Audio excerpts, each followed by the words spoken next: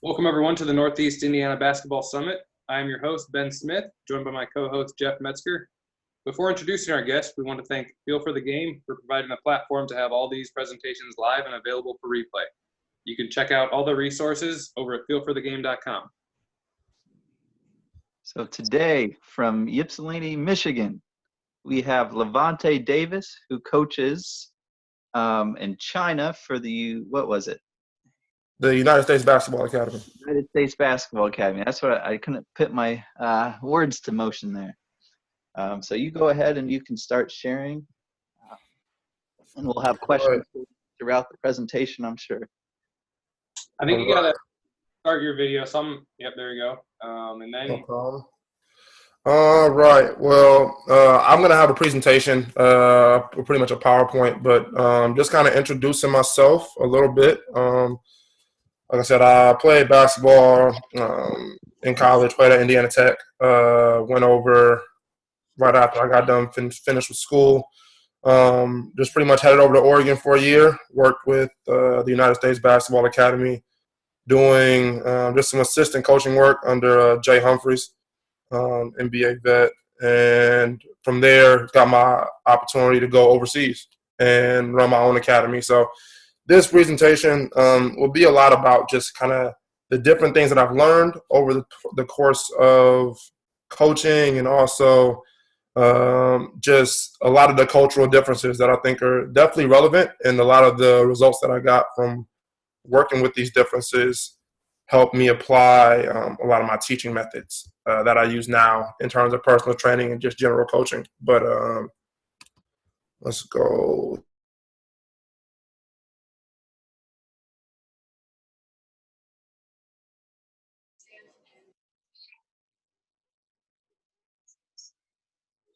Perfect.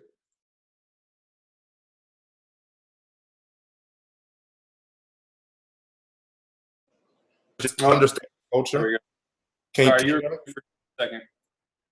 We're good now, though. We're good now. Okay. All right. Cool.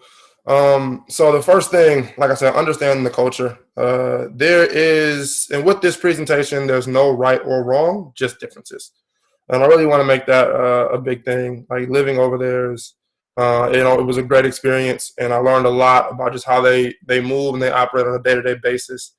And like I said, it's just differences. There's no right, there's no wrong, because at the end of the day, it's just basketball, and we're trying to put the ball in the hoop. So major cultural differences and similarities. The first one was competition. Competition was huge in terms of trying to instill it in the player. There's an individualistic mindset in China in the way where if my teammate is doing better than me, I want to try to be better than him. And sometimes that can lead to some selfish habits that we as coaches are very used to seeing. Versus in America, where we're used to putting our kids in team-based activities at very, very young ages. And with that, they learn how to be really good teammates, but at times they sacrifice kind of their want to be the best at whatever that is. There's a value in being a good teammate. And that's something that I preach every day with my kids, and I think every coach preaches. But like I said, in that individual mindset with players in China was something that I broke really just by getting them to understand that, like I said, being a good teammate, but also making the right pass, making you getting an assist is just as valuable as, your teammate making the layup. So we need all those pieces to work together. There is a lack of free play time, as I call it, but just unstructured, free-spirited group activities that allow for the youth to learn life skills and develop positive biomechanics. This was a huge one because, games like tag were unknown to many of my students. And games like tag, for me growing up, were where I learned how to be agile and kind of plant and change directions. But a lot of these games, a lot of my students really didn't know. But implementing these games, they served as great warm-ups and, skill and competition building blocks for the stuff that I wanted to do later on. In terms of cutting, we played tag every day before we worked on the cutting exercise, things like that. There was a lack of physical conditioning. due to that's cut off, but a lack of physical conditioning just due to their large amounts of study time there. A lot of my players played violin, they played multiple instruments, they also were in a lot of different various clubs, so there's a lack of physical conditioning there. There's a memorization versus an improvisation culture, and this was a big one as well. China creates a culture where memorization is admired. My big example every time is that I have kids that if you ask them, hello, how are you? And you go down the line and you ask the first two, hello, how are you? I'm fine, thank you. Hello, how are you? I'm fine, thank you. When you get to the last kid and the last kid says, hello, how are you? Oh, I'm fine, thank you. Next kid, hello, how old are you? I'm fine, thank you. So there's a culture of memorization where they're not necessarily listening at times, and it's just different, whereas America has a culture where improvisation is we really admire it. We admire the new additions you can add to the game, the Allen Iverson crossover, the Giannis Euro step, just things where we improvise and we're very creative. America admires that. So that's just another cultural difference there. Continue. There's a visual representation. American youth, we live in the highlight culture here in America where not too many players are watching full game film, and in China, it's a lot different as well because the Chinese youth, for the most part, have not been exposed to basketball. Now, basketball is the national sport of China. That's, underline there. But a lot of Chinese youth haven't been exposed to it because there's a lack of access to basketball content. NBA TVs and things like that, those are really unknown.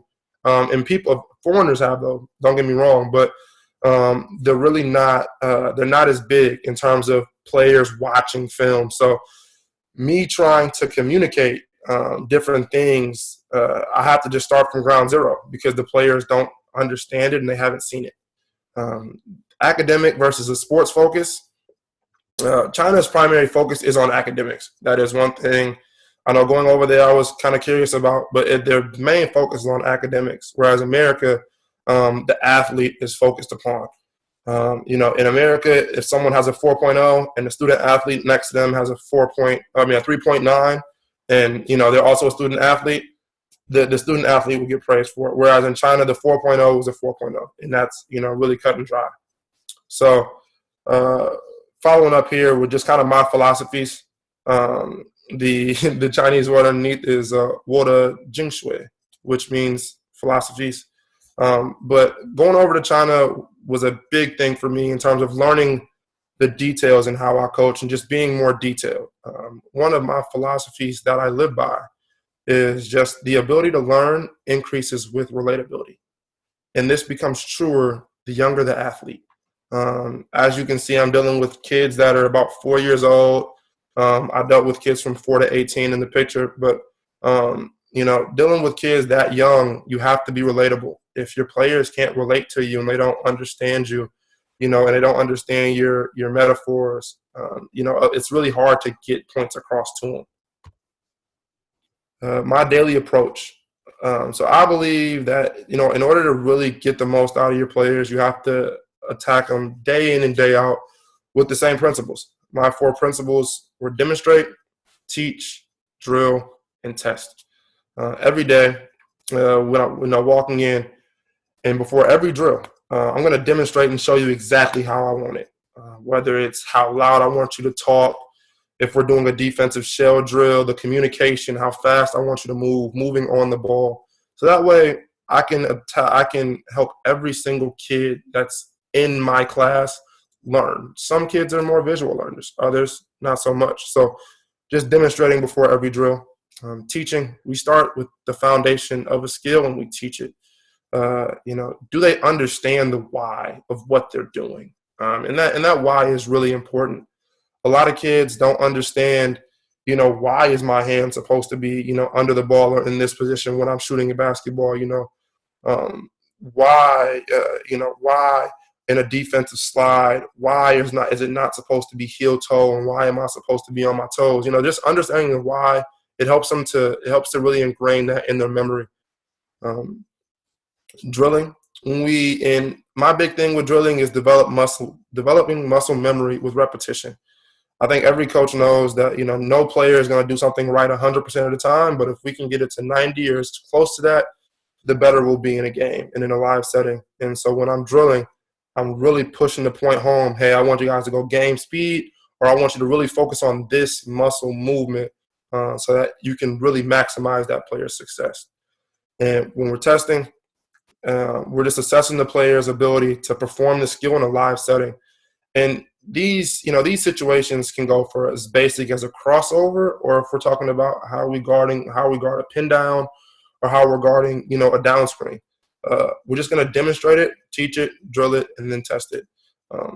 And one of the big things that I've learned is I like feedback from my players before we start our drills. So do you understand Nimen Mingbaima, which is a phrase that I had to learn because I constantly had to ask my players, do you understand what I'm saying, what the translator's saying? Because as you saw in the previous picture, everything I say, and I have my translator next to me, everything I said, as you can see here, everything I said had to go through my translator. And then as you see the coach in the back, he's also talking and relaying the messages to another kid because he might not understand, or he's in the back and he's struggling. So getting all the kids on the same page before we move on. Player movement. I incorporate plyometrics and coordination drills into every single session. They're vital for player development, and they're just vital for keeping players injury-free. So they serve as a basis for offensive and defensive movements, jumping mechanics, landing mechanics, lateral movement, speed and agility, single leg stability, weight transfer, all these things. I find ways to incorporate them every single day. The first two, jumping mechanics, landing mechanics, were really big for me. In college, I suffered knee injuries, which I know some of you guys on here may or may not know, but those really limited me later on. And a lot of the mechanics that I learned in terms of how to move, how to really get low in terms of squats, and how to absorb energy on landings and jumping, I didn't learn those till I actually got to college. So teaching kids at a very young age, keep your knees out when you jump, just little things, it helps them become better athletes as you start to demand more of them, as you start to demand that, hey, I want you to shoot this step back and push off and create space. Well, he doesn't really know how to move, he or she doesn't know how to move laterally. So that's, you get issues there. My goals for China. Were pretty simple. Just to teach the game of basketball to players ages 4 to 18. There's a very wide range there. And to anyone out there who wants to deal with 4-year-olds, sometimes they're like 3.5. It takes a lot of patience. Developing body mechanics that just allow for basketball success, which we kind of talked about a little bit in the previous slide. But there's a lot of cultural differences that made the Chinese people and just making us as Americans, they allow us to move the way we move. Develop a basketball terminology system to allow universal.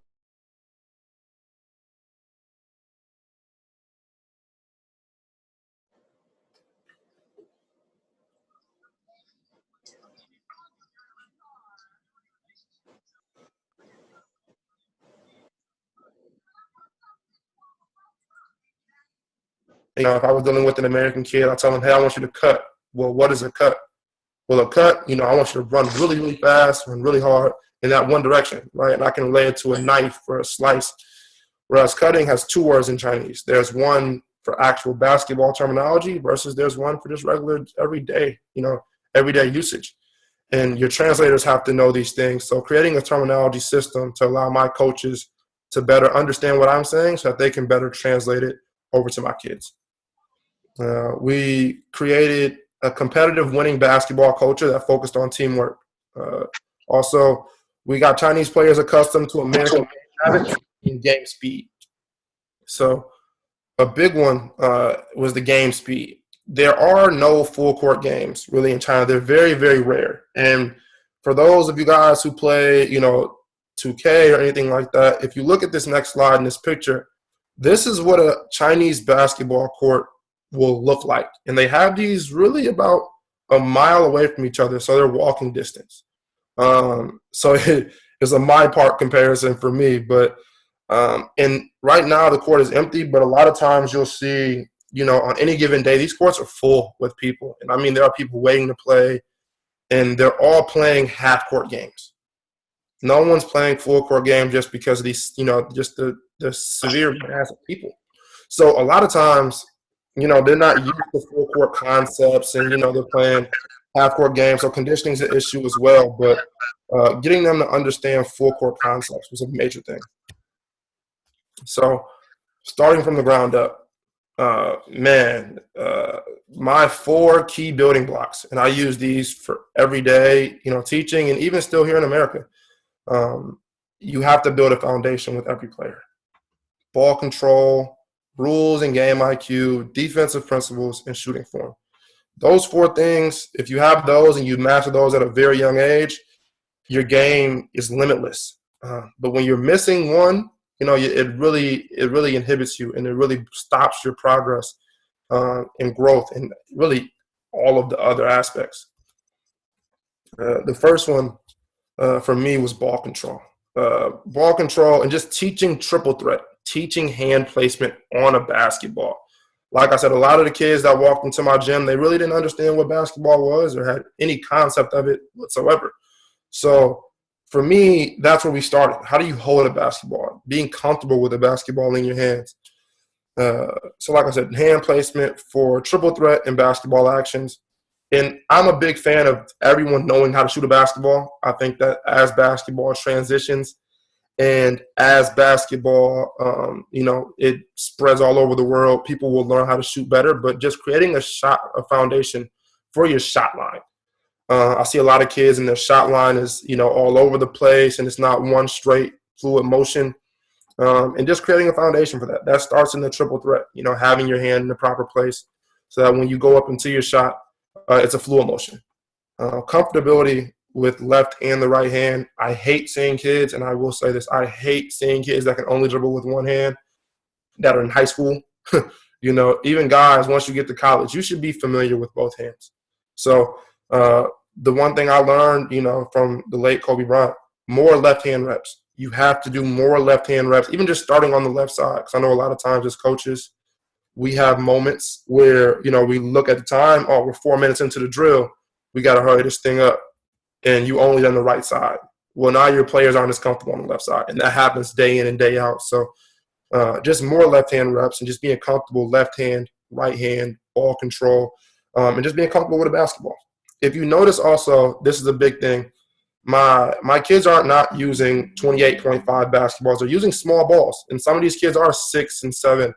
I really recommend that even for American coaches, especially at that youth level, find your kids a smaller basketball and a smaller hoop that's adjustable for their size and their strength level. Last thing on ball control, just understanding that less is more. Footwork before dribbling.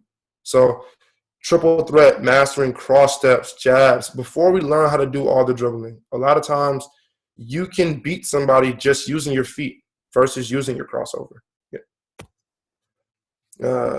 Next one was defensive principles. In China, before I even go into China, I'm a huge defensive guy. I grew up in a defensive system, playing at Ypsilanti, one of the best defensive teams in the state every year. So for me, going to China and seeing a 2-3 zone played in every single basketball setting was a throw-off. But it's a different culture. And due to the lack of teachers and mentors, they teach a 2-3 zone. So the first thing was having to break that 2-3 zone culture, which really just was, hey, we forbid it. In all honesty, no one was allowed to play 2-3 zone in the gym, and you had to play man. We also developed a family culture where help is encouraged. That's a big thing. And even going into me running programs and just running my own basketball program, you want everyone to feel like their family. You want to encourage your players to want to help each other. And that's off the court as well, right? The closer that your team is off the court, the better they'll play on the court, and especially on defense. You have your brother, your sister's back, and that's a big key. Knowledge of defensive rotations. there really were no knowledge of defensive rotations. There was a big mindset of, well, my guy didn't score, which I see a lot in American games as well. You want players to feel like they have to help each other and know that, hey, if I have his back, he's got mine. So knowing the defensive rotations and knowing the why, like we talked about before. And the big thing with that also was half court first. My big thing in American, basketball, I see a lot of teams, a lot of third grade teams that win every tournament because they full court 2-1 someone to death. It's not really making the kids better. They get to a point where they're playing high school and they don't understand what help side is, or they don't understand what a gap or how to deny. And they're, in secondary, college levels, like that, it's not good for the youth to just start with full court defenses. Let's start half court first. Let's bring everything in. Let's really drill these rotations so they get it. Implementing, and last thing was just implementing a man-to-man culture, and that's that toughness. The toughness that comes with knowing that I have to stop my man, and all that tied back into the competition that I was trying to build in my area and in my academy in China. Rules, as you can see in this picture, I had to break the rules down to really the simplest thing. We didn't cover every rule in the book, but for my age group, which I believe that was about 8 or 9 year olds, first time experiencing a basketball setting, we just covered what are turnovers. Are they good or are they bad? And what are ways that you can turn the ball over, right? Travels, double dribbles, and out of bounds. Those are points of emphasis.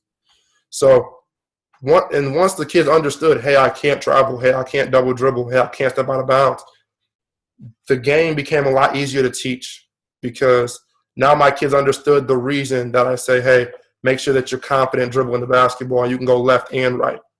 Hey, make sure your footwork is really good so that we avoid travels. So the game became a lot easier once they understood the rules. The more advanced a player is, the more advanced their knowledge of the rule book should be. So, and that goes up to, especially to the NBA level. That's why you have, LeBron and guys like that can actually talk with referees and go back and forth. Just knowing the game, the better you get.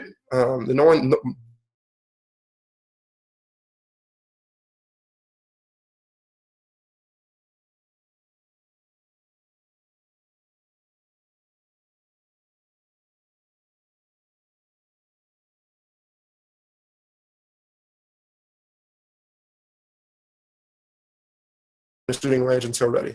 So going back with hand placement, that was big. I see a lot of youth players today that don't really know how to hold a basketball. If you really break down how, especially a lot of these 11-year-olds, 10-year-olds, even 7, but even sometimes high school guys, the way they hold a basketball when they shoot, you can notice their hands off to the side, which, and all of that creates problems, whether moving through the shot pocket or just on your follow-through. So just first thing, teaching how to hold a basketball, where your hands need to be at, spread fingers, ball on your fingertips, smooth motion through your shot pocket, and just having a set point that you're used to going through, remembering, move the ball before you move your legs. Your follow-through, and I'm not too anal on follow-through, especially at in terms of everything has to look perfect, because everything is a progress. I want you to feel comfortable doing it the right way, but I also want you to want to do it. Sometimes if you're so robotic and you're so drill sergeant on a kid's follow through, they can lose their passion in the game. So now they're not doing the things at home that you want them to do.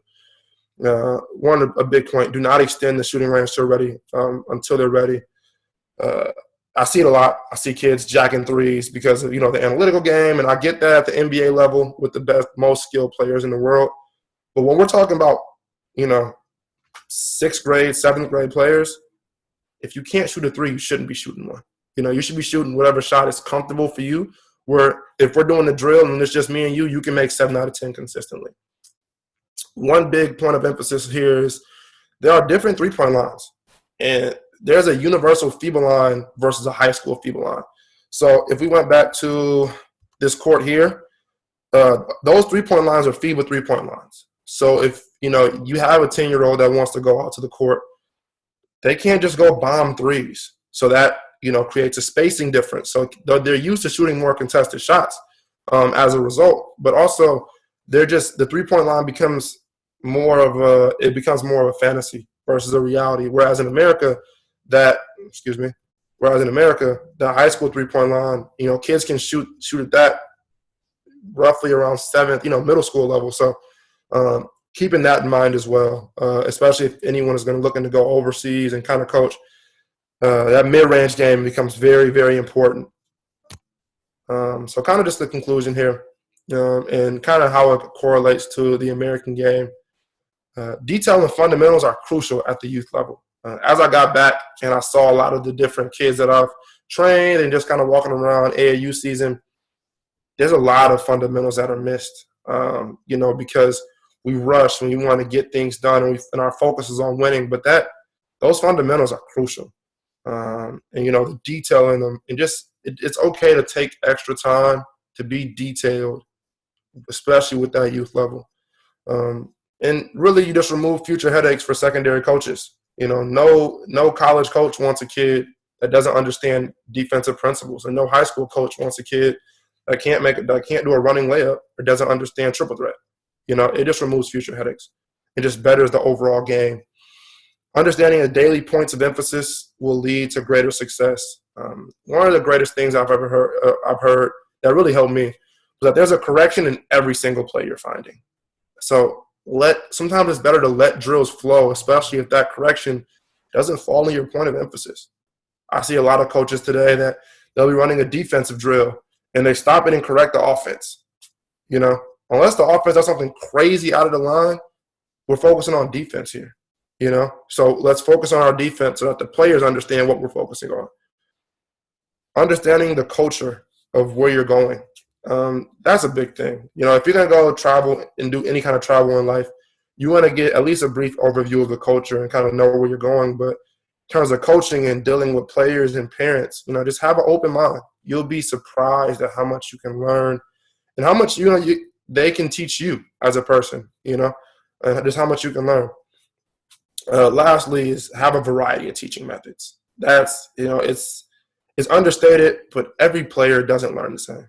And some guys are visual, some girls are, very detailed and saying, I can say it to you one time and you get it, Some people have to do it over and over and just learn it. And no matter how many times you tell them, they're not going to get it, So just having a variety of teaching methods to reach each individual kid and each individual, it will really help you. And especially here in the American game where all of our kids are so different, being able to teach just different ways, it really helps. And just having different methods you can go to during a daily practice or so over the course of a season to help certain kids get it is just a major plus.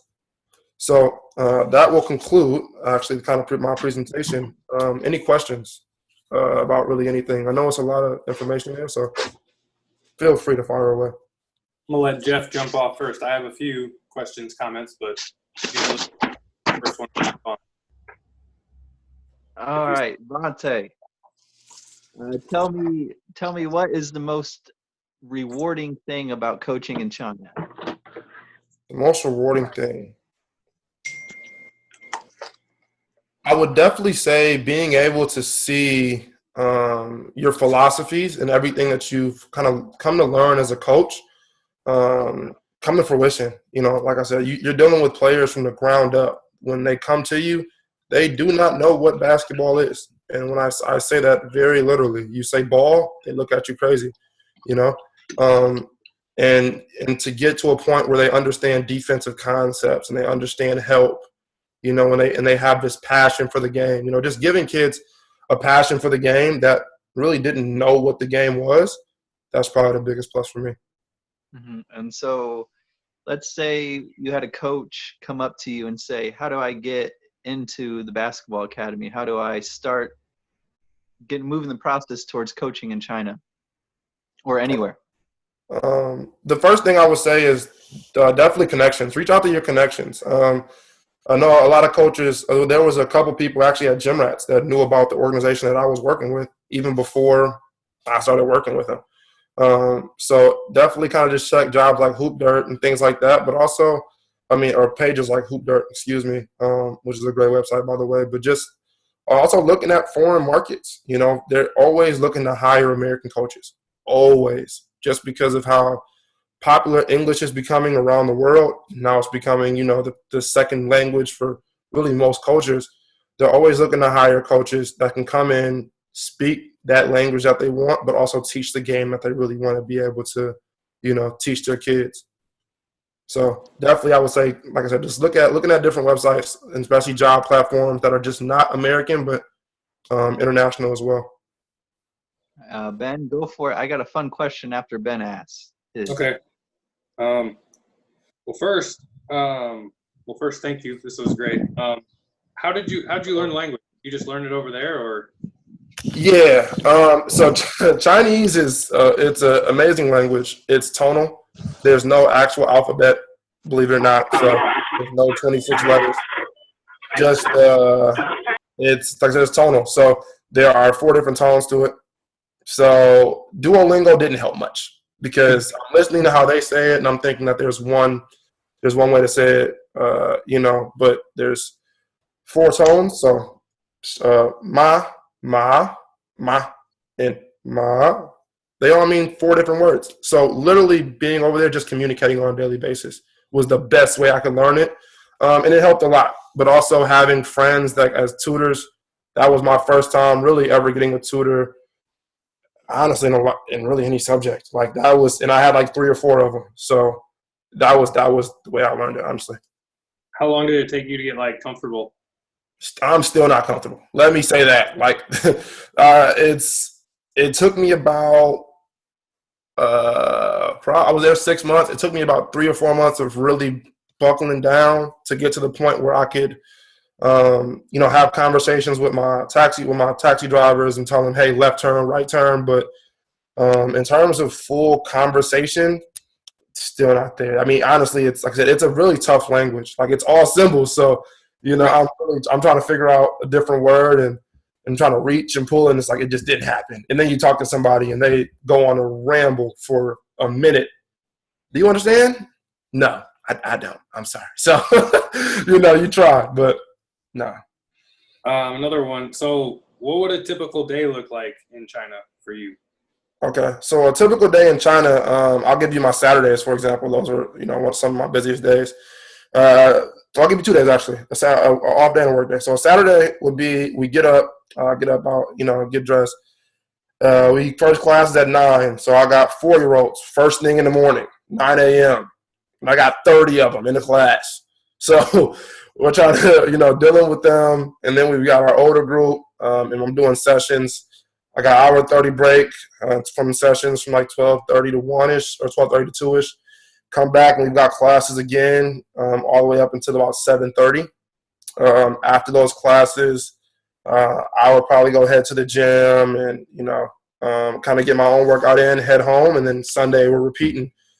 But an off day, man, if I got 2 off days in a row, I might head out and I might go head to a different city.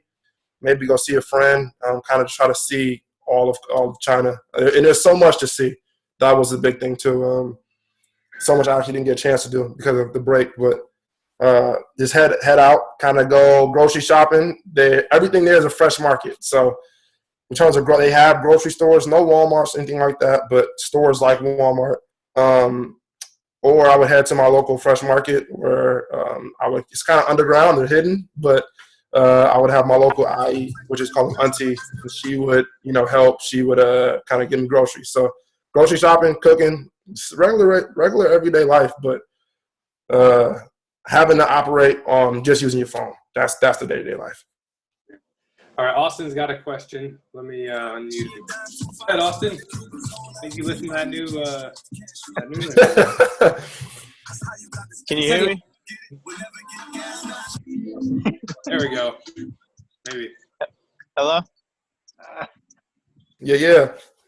Hey, all right. So with like the language barrier and the lack of terminology that they know of the game and like just the different ways you can explain it, how quickly do they pick up and like learn it as far as just the communication with you and the other coaches? So that's actually a great question. Some kids picked up on it very fast, believe it or not, just because I demonstrated everything. So once they saw, wait, he's doing that, and then after a couple classes, the terms start to stick. So they might not know exactly what I'm saying, but every time I say layup and I take 2 steps and lay the ball in, it starts to correlate. And one thing I think that goes unmentioned about China is that they work really hard out off the court. So, when we say go home, those kids are practicing 1-2 layups at home. And as crazy as it sounds, they're doing that, and they apply it to everything in the game. So some kids picked it up really, really quick. But other kids, the ones, and you can tell the ones in the group that might not be listening as close, those kids struggle. Those kids, it took a while for them to pick it up just because, like I said, you can tell that in the group they're not really listening. So it just depended on, like I said, it was a per kid basis. But some of them picked it up really, really quick, which was surprising. And it actually helped a lot because they were able, once I understood that they knew it to a point where they could teach it, I had 9-year-olds that were telling my defensive philosophy to a new 8-year-old. And it helped me tremendously because now I don't have to go through and say, defense, help. They could say it in Chinese. And they knew it sometimes better than my coaches. So, they some of them picked it up really, really quickly, but others, they struggled with it. I think that's a testament to your, building the team culture versus like the individual. So that's really powerful. I got 2 more kind of go together here. So do they have school teams or clubs, or is it all academy? Man, so that's the great part. So China they're big on academies. They only have 2 leagues. So you think about how big China is, 1-point-something billion people. They have 2 leagues. There's a Nike league. Well, there's 3, excuse me. You have your Olympic team, which, you're under 18s, right? You have your academies, like I said, and then you also have your Nike leagues. So they have high school circuits, but the Nike league is like our EYBL. That's our comparison. But those are only the select of the select. So it's they didn't have a system of AAU. So a lot of times the issue was kids would train, but never actually got a chance to apply the skills. Like I said, they had really 4 avenues, but for the most part, we tried to instill playing in our academies, which, like I said, it helped a lot, but they didn't have that system. And that's one thing that we brought, which it was unfortunate, but with the COVID and us having to kind of leave, we had just started a league there, which was actually the first of its kind, the first man-to-man basketball league in China. So, but learning the game from a young age, it's academies. It's academies before they can play for a school team. Cool. And last question. So what, in America, parent dynamic is, can be an issue. Is there any type of parent dynamic over there that you noticed that's different than, America? There's a system. So just due to their language, they kind of, at times and like I said, it's just different. Due to their language and the way they speak, there's a feeling of like knowing, and they sometimes you'll deal with parents, and the same thing in America. They thought they know everything. What can you teach my son, right? So I'm telling you do it this way, and then the parent might come back and contradict me. Now, that was an issue only because I didn't speak Chinese. So in practice, on the sideline, when your parents yelling at you in Chinese and I'm yelling at you in English, you're only going to hear the Chinese because you don't understand what I'm saying, right? But there was a pair dynamic a little bit with parents. But once the parents understood that you really knew what you're talking about, that you know what you're talking about, and they respect you, you really got away from a lot of that. And like I said, the parents really, I will say this, I'm really happy with my parents versus some of my parents here in America. A lot of times in China, I had parents, I would say, hey, you're not doing this right. And if I had a kid that wanted to get an attitude, or I had a kid that like didn't want to do something, or showed bad body language, I had parents that would walk onto the court, and I kid you not, stand behind their kid and make sure they did it right. So obviously you want to maintain power, but like they made sure that their kids were like focused and locked in, and I loved it because it just made my job easier. Whereas sometimes you might have some issues with parents here in America dealing with, different aspects of the game. But I love my parents. And other than the minor talking over issues, I love my parents. Awesome. You answered one of my questions earlier about the smaller balls, lower hoops. I think that's really great for the younger kids. Jeff, did you have any closing remarks, thoughts, or anything for him? Yeah, this is just a fun little question. What is the best thing you ate in China? Now, are we talking about like Chinese food, or are we talking about Anything. domestic food? Because they have some American food over there that tastes a lot better than the American version. I guess American style food that tastes better than American. Give us one authentic and one Americanized. All right, so authentic. Man, so they have this thing. There's a meat. It's just called hot pot. I can't necessarily give you one food. I've tried a bunch of different crazy things, mind you, but there's a thing called hot pot, and it's essentially it's a broth, and you pretty much cook your own meat in there, honestly. So we're all sitting around like a family gathering, and it's boiling water, and we drop our chicken in as we're talking, or we drop our lamb as we're talking. Lamb probably honestly might be the best. Now I think about it again. Lamb with our hot pot, and then I guess my favorite snack, they have a cucumber. It threw me off, a cucumber flavored Lay's chip, which is absolutely amazing. I miss them to this day. And then you have, I guess I had one more. The different fruits, dragon fruit. It's crazy expensive here, so no one will really know it, but dragon fruit is really cheap there. It's amazing. Big fan of it. And lastly, I guess the authentic ones, I guess I can just say noodles. I know it sounds crazy. Like, I know noodles really, like growing up, in college, I ate a lot of ramen noodles, a lot of them. And, after eating them, and then having the taste of what those noodles were like, it was a totally different ballgame. It was a totally different ballgame. So, those are my favorite foods, definitely. Awesome. So you're back in Fort Wayne now, or where are you? So I'm actually out in Oregon.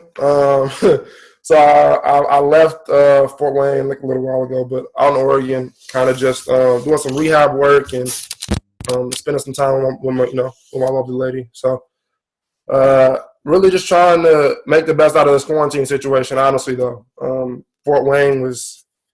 I don't. So are you guys back open? That's my question. I think I talked with Jeff a little bit earlier, but like, what's going on there? Because I wanted to kind of head back. I didn't know if you guys were open. What do you mean by open, I guess? You know me, I'm a gym rat. So gyms, are gyms and kind of just settings like that open? And is AAU ball coming back also? That's my question. As far as I know, I don't know any gyms that are open, and I don't know what's happening with AAU. I know a lot of programs are putting things in place to like try and get stuff going, but I don't really know what's going to happen as far as that goes. But we had on last week from Oregon.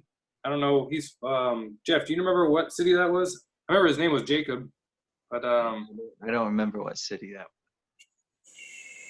I don't know, but I'll get you that information. Maybe meet up with him or something. No, definitely. It's always great networking. I guess just closing. If anybody has any questions, and you can, anything just about overseas travel, or just like the overseas coaching, kind of just youth development. I wanted, like I said, this whole presentation was kind of about it, but I didn't want to kind of go overboard with it. But there's a lot of different, just tips and tricks I have for people in terms of youth development. I think everyone likes to see good basketball, good ball movement. Any coach walking by a court who sees a really good pass is probably going to say good pass, right? And I think just creating that culture everywhere, it's a group effort from all coaches. And that just means doing things like this in terms of the summit and coming together, sharing ideas, sharing terminologies, sharing philosophies, but also, just changing the game from that youth level to get a better result as we get older. Awesome. I thought this was really, really powerful, phenomenal stuff. So appreciate having you on, and hope we can stay in touch and get this basketball thing back going. Oh, definitely. We for sure will. See you guys soon, man. All right. Thank you, Lavonte. See ya. No problem. See you guys.